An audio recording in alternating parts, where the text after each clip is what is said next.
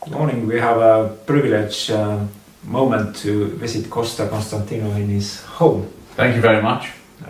Pleased to meet you. Pleased to meet you, Costa, and thanks for inviting us over.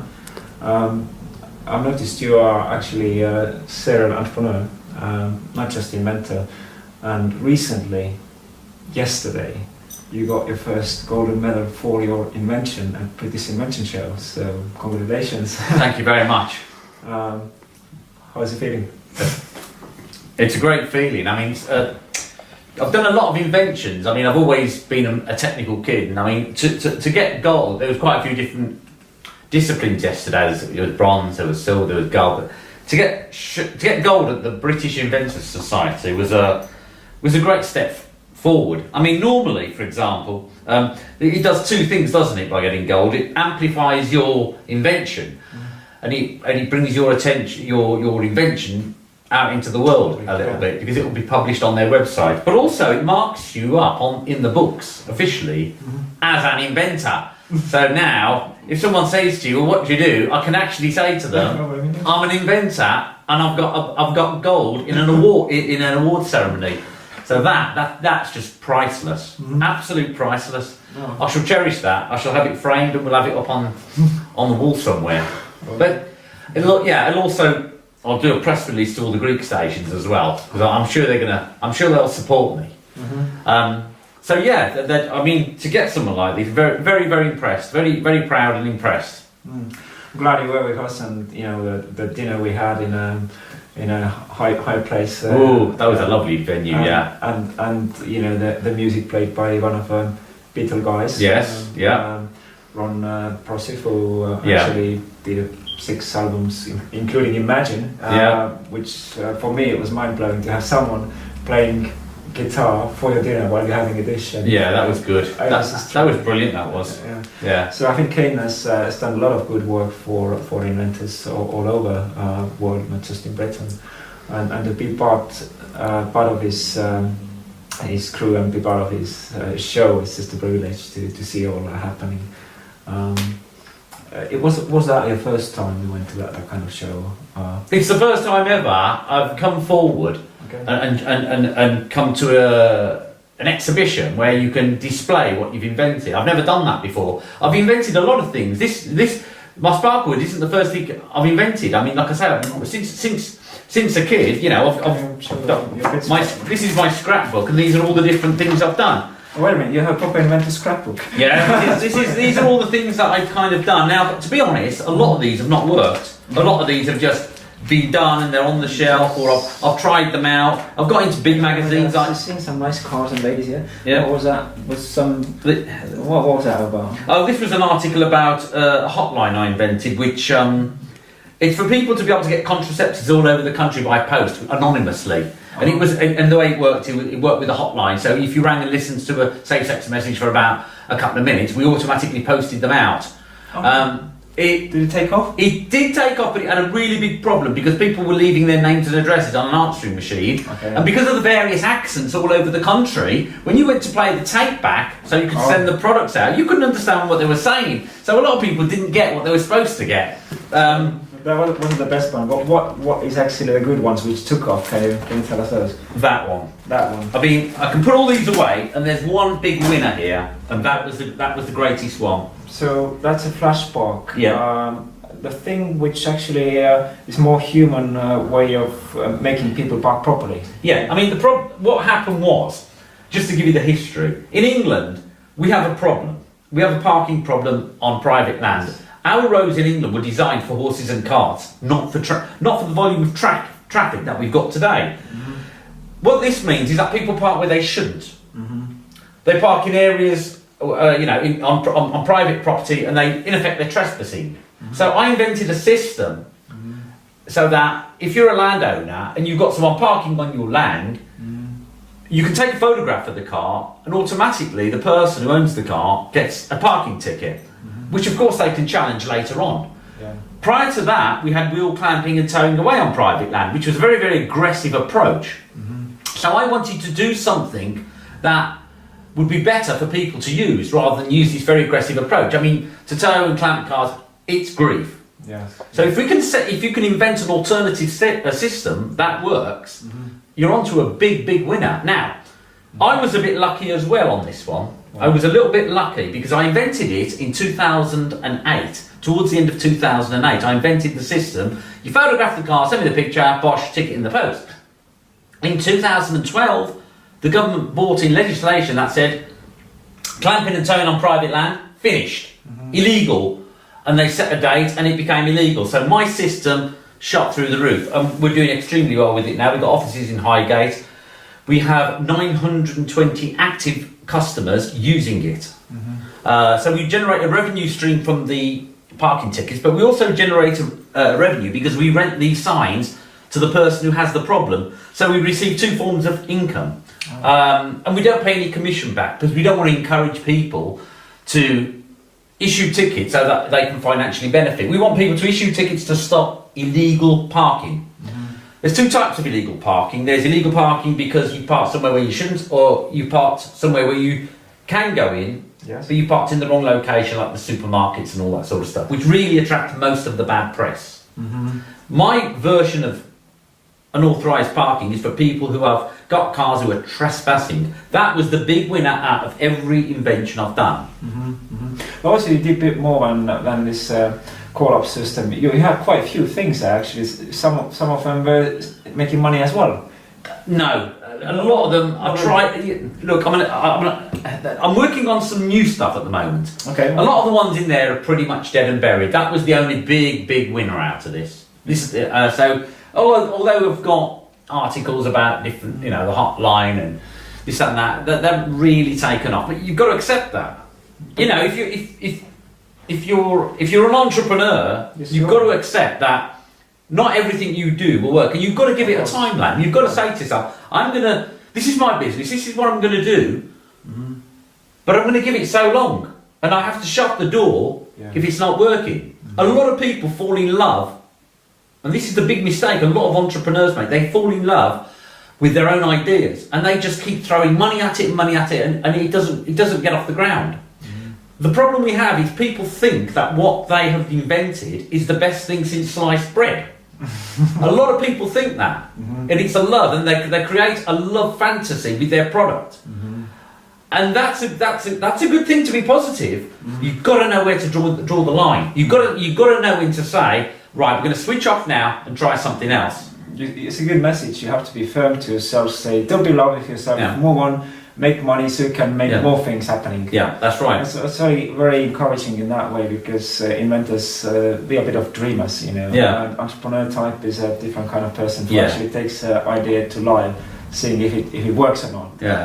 Because inventors do come up with a prototype, but prototype needs a first series to go there. You need money, so you actually had money to, after doing that success with your parking, flash parking, you had money to go up with the next thing. What was the next thing you did after this?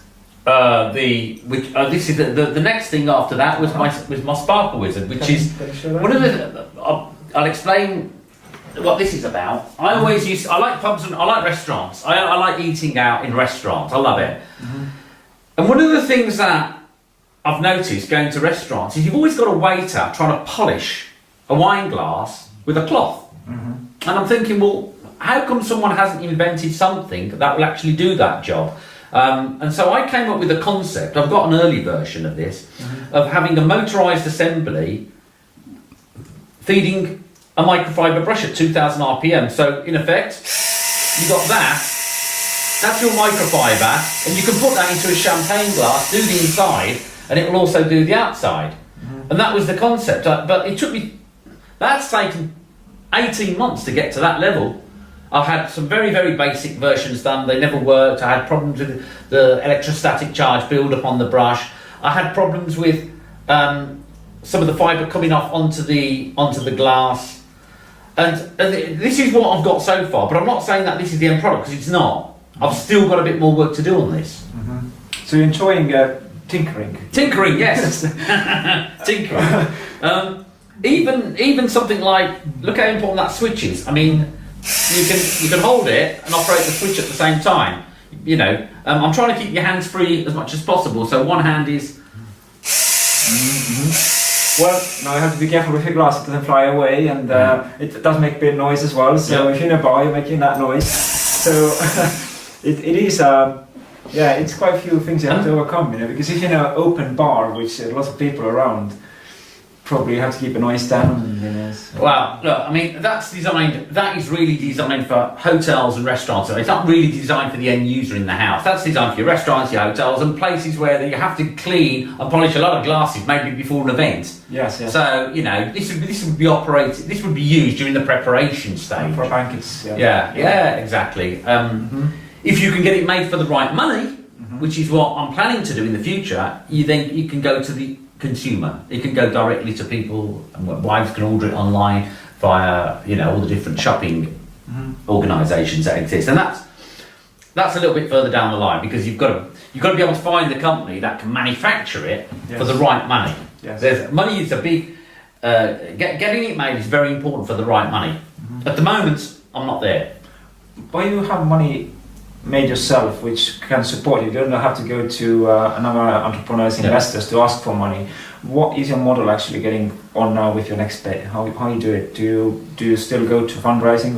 No, I won't go to fundraising. I don't need that. I need to go to the right factory that will make the whole unit. Okay. I need to find. I've been given some details from the Inventor Show of a couple of different organisations who can actually just take the whole product and go, yes, we will make that, and this is how we're going to deliver it. We're going to deliver it in white. We'll change the colour so it's a little bit more in keeping with a more hygienic colour than black. We might make the brush slightly different so it can slide on and off rather than being screwed. So there's a couple of little modifications, and then they will say to me, for example, we will make it for $70 per unit. And if I get the right fee, then I'll just go ahead and we'll order the first few thousand, and it's as simple as that. That's good luck with that. I actually know someone who could help you nearby here. Well, so I want to take you to some design company. Maybe they can give you some advice. Yes, the process itself, a journey is a reward. Do you enjoy the process actually going through doing something like this? I love it. Yeah. Oh my God. When I'm in the office running the business, a lot of the times this business runs itself because it's all software driven. So I've got a huge big box. I empty it onto the table. I'll go into, like, for example, where they sell all the Toys R Us or something, and I'll buy a little, for example, remote control boat. I'll then bring it back to the office. I'll take the boat apart. And out of that, I will make a remote control fishing float, which I have done. I have made a remote control fishing float, but I didn't continue it. So when I'm in the office and I think, I'd rather go at that today. You get it out and you rebuild it, and you just keep going one step at a time, slowly, until eventually you've got your end product. I'm not in a rush. I haven't got a deadline to work to. I just literally want to slowly work on it. If I could have shown you Sparkle Wizard when I first started, you would have laughed. It looked terrible. It was you would have shown it to people and they would have laughed. That's a joke, that is.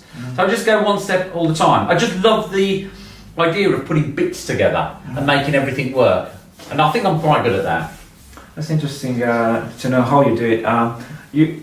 Your background, who your parents are, where are you from originally? Well, my parents are Greek Cypriot from Cyprus. Now, my background was fish and chips. We were brought up in a chip shop in Morley, West Midlands. And eventually I moved to London in 1991, which is where I first started the a parking business, and bought property as well there in London, which I'm also a landlord, a property landlord. But I don't really get involved too much with that because I've got an agent who looks after everything. So no, I started right from the beginning. I didn't have any. When I first started, I had nothing at all. Nothing, zero. So you're coming from a hard way. That's yeah. It was hard at the beginning. What's your advice now for ones who are coming from nowhere? Well, look. The first thing they need to establish is what is it we want to do. When you say no, are you talking about inventors, for example?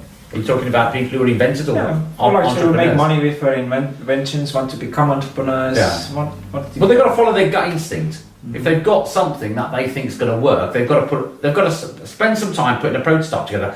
And in England, There's a lot of help and advice. You can walk into the museum to I think it's the British Museum tomorrow. Is it the British Museum or the library? The British Library, and the help that's available in the British Library to people who first want to start up.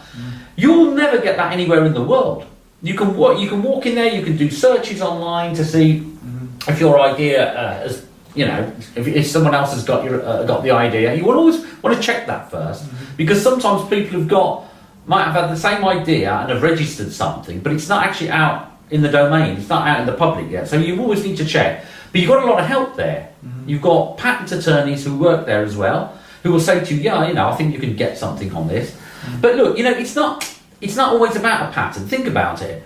Your job is to create something that will be purchased by the general public, but a patent's a long technical process. Yes, yeah. So sometimes it's best to make something, get a simple registered design on it, then flood the market. People will only copy it to make money. Yeah. If you can make it for the right money, somebody will not bother to copy it. If I'm selling Sparkle Wizard for £9.99, what are you going to copy it for? I'll buy it. If you can make it for less than £9.99, I'll tell you what, I will buy it off you and I will sell it on. So remember this is a very important concept, and that's not to get too wrapped up in all this paperwork and patents and all that. You know, just focus on making your product for as absolute cheap as possible and getting it onto the market quick. Be the first, because when you're the first, people will come to you, because it will also be on the internet as the first. You know, Google registers names. So if you've developed it first, you'll have a good ranking on Google for the particular keywords. Yes. Like wine glass polishing. What's what someone's going to type in? Wine glass polishing. If you're number 2, people will click, and it's always those are the important keywords. Because otherwise, if you don't have a presence on the internet and you haven't got good rankings on keywords, nobody's going to find you. Yeah, that's true. People Google anything. Yes, brilliant. Yeah. Very good to talk to you, Constantine. Yep. I wish your second thing takes off. Yep. I've been a waiter myself. Yep. I can understand the thing. Right. Thanks. So, exactly. Many waiters. I hope you get it rightly priced, produced, and it will be available soon. So. It will be. Yeah. Thank you ever so much. Thank you very much for telling your story.